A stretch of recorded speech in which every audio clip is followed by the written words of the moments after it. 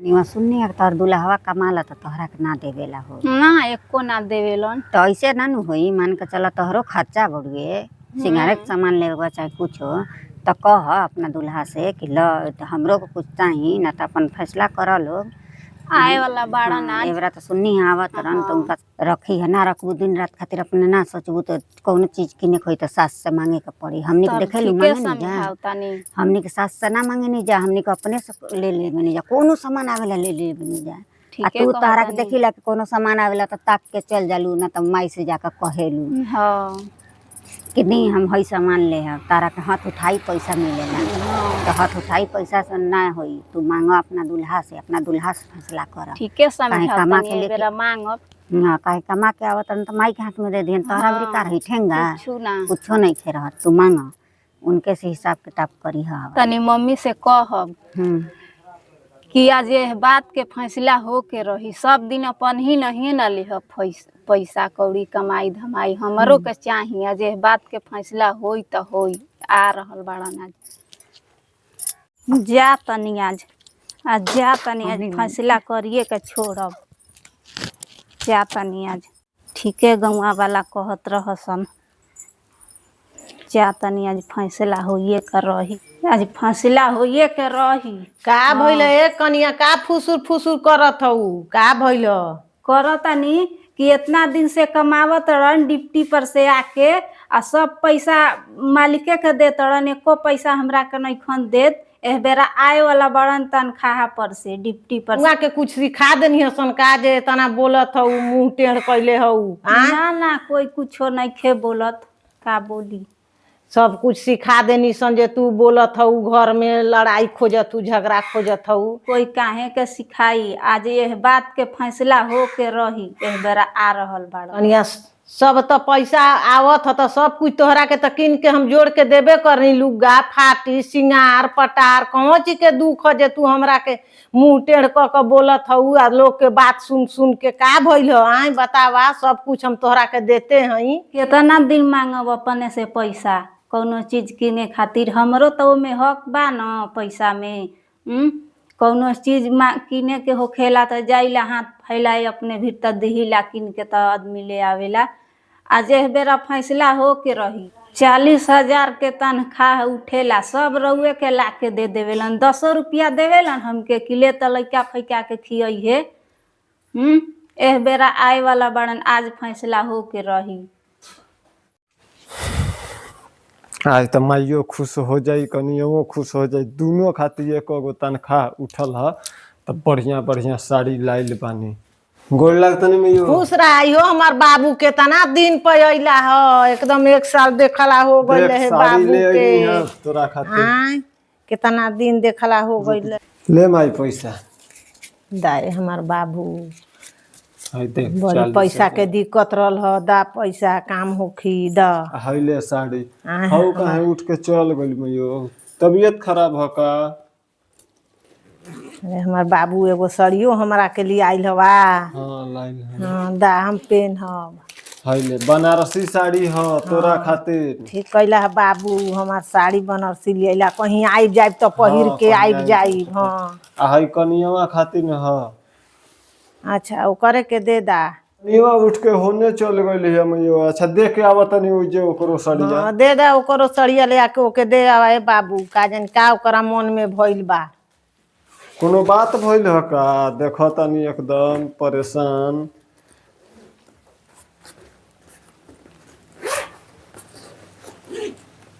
ठीक ठाक बाड़ू न जी हइला साड़ी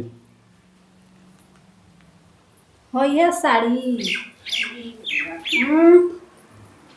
मम्मी खातिर बनारसी साड़ी है साड़ी हमरा खातिर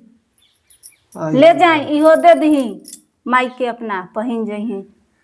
का भइल ह कोनो बात भइल ह का कौनो बात ना भइल ह 40,000 के महीना उठता सब पैसा उहाँ गिना गइल हमरा भी कौन चीज आइल है 200 के साड़ी ले जाऊ हो दे दी पहिर जइहे ठीक है बा हम मम्मी से पूछा तनी कि का भइल ह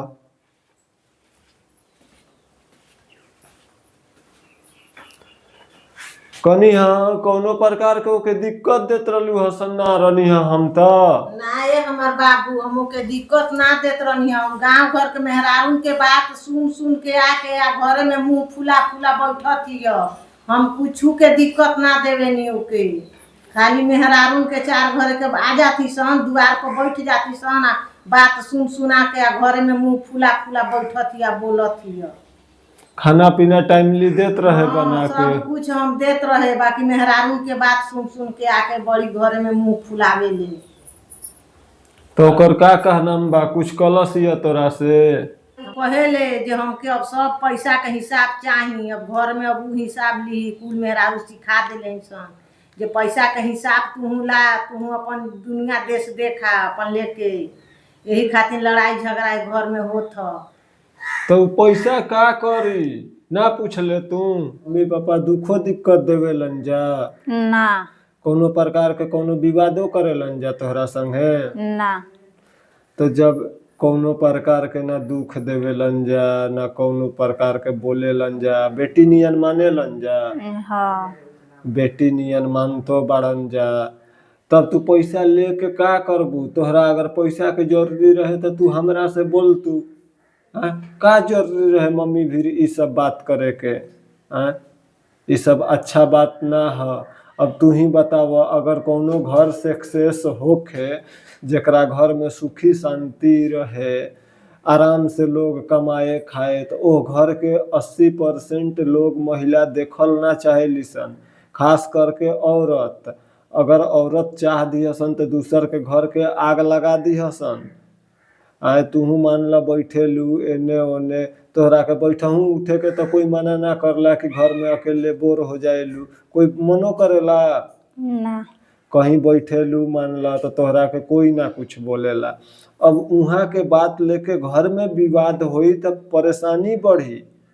काल होके घर में विवाद हो जाई हम रहीला ना टाइम पर ना हम लोग टाइम पर खाना खा पैहन जा ना तू टाइम पर बना के देबू तो उससे सबके परेशानी बढ़ी है ऐसे जिंदगी जे बढ़ुए एक जे सही दिशा में सही रास्ता पर जिंदगी जा रहल बा उ तुरंत उल्टा मुड़ जाई काल होके मान लो तू ही बीमार पड़ गइलू लड़ाई झगड़ा क के रखबू तोहरा के देखिहन जा ना मान ला तोहरा के ना देखियन जा तनी ऐसी खातिर परेशानी हो जाई अभी मान ला मेन गार्जियन तो ओहने लोग ने बाड़न जा तोहरा के माने लन जा हाँ माने लन जा पैसो मांगेलू तो देवेली बूढ़ी माई हाँ देवेली करला बात रह गई पैसा के टेंशन मत ल आज से जे भी हम कमाइब तोहरे के देव ठीक बा लेकिन तू अब हमार मम्मी पापा के मेंटेनेंस करबू ल है लोकर के भी चाबी तू रख है लोकर के चाबी है ई तू रख आ है ला कुल पैसा हम तोहरे के देता नहीं मम्मी से ले आके अब जे जे तोहरा जरूरी पड़ी अब तू घर के मालिक होखलू तू ही चलई है ल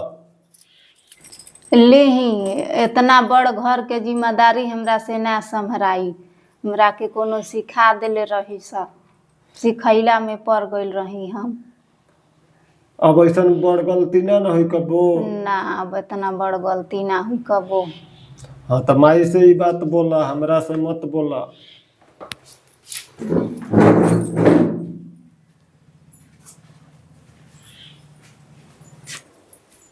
ले ही बड़ी बड़ गलती हमरा से हो गइल हम सिखैला में पड़ गइल रही का करबू अब मत जइहा सिखैला में आ कोनो के बात मत सुनिया बात सुनबू तो घर बिगड़ जाई बात हर इंसान के मेहरारून के ना सुनल जाला जाके रोटे पर बैठ के ना सुनिया बाकी सीखिया जन कोई के बात